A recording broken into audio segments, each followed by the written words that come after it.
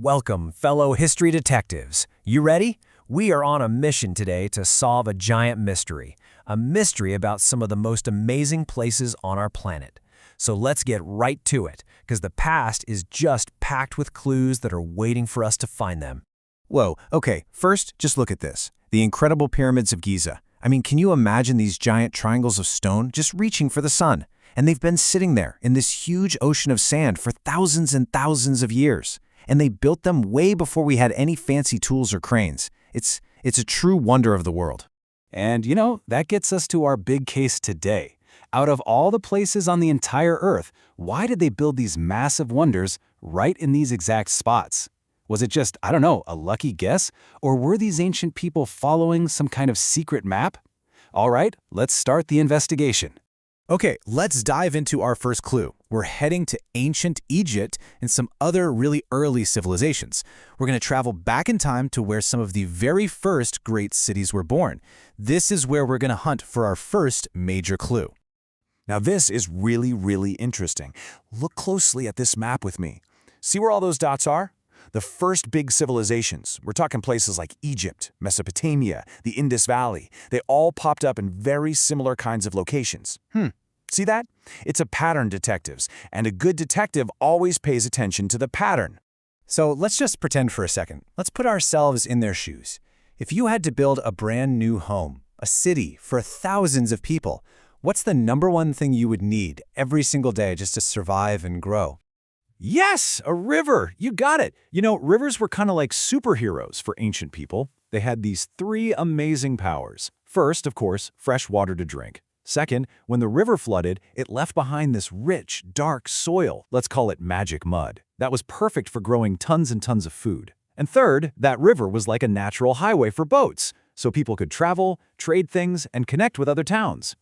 So here's the deal. With a river, you have water, you have food, and you have travel. You don't just survive. You actually have extra time and energy to invent things, create beautiful art, and build something incredible that lasts for thousands of years. Clue number 1, found. Okay, let's head to our next location. All right, for our second clue, we're leaving those warm river valleys and traveling all the way across the world to South America. We're going high up into the chilly air of the Andes Mountains. So go ahead and trade your sandals for some hiking boots. This is going to be a steep one. Wow. Wow. Look at this place. This is Machu Picchu, a city built by the Inca civilization, and it's literally on top of a mountain. I mean, building on flat ground is hard enough, right? But this is something else entirely. It makes you ask a huge question. Why would you choose the most difficult spot you can imagine to build your home? Well, this really shows us the difference. Living down by a river was easy, sure, but it also meant anyone could visit or attack. But up here, in the mountains, life was definitely harder, but it was incredibly safe. Those steep, rocky cliffs were like a giant natural fortress, protecting the Inca from all their enemies. And here's the amazing part. That challenge, living in that tough mountain land, it actually pushed the Inca to become some of the greatest engineers in history. They carved roads right into cliffsides and built these amazing rope bridges over deep canyons, all to connect their empire. So you see, the mountain didn't beat them. It actually made them stronger and smarter. And that is our second big clue. Okay, before we solve the case, our investigation has one final, very curious stop. We're heading over to the deserts of Peru to look at a mystery that is literally drawn on the face of the earth. Okay, get this. These giant drawings, they're called the Nazca Lines, and they are so enormous you can only really tell what they are from way up high, like in an airplane. The people who made them could never have seen them like this. Now, we don't know for sure why they did it, but it just goes to show you, no matter the landscape, a desert, a mountain, or a river valley, people have always found amazing ways to make their mark. All right, history detectives. This is the moment. We've gathered our clues. We have the secret of the rivers. We have the puzzle of the mountaintops. We have all the evidence we need. It is time to solve this case. So what was the secret map that all these ancient people were following? Well, it wasn't drawn with ink, and it wasn't hidden in a treasure chest.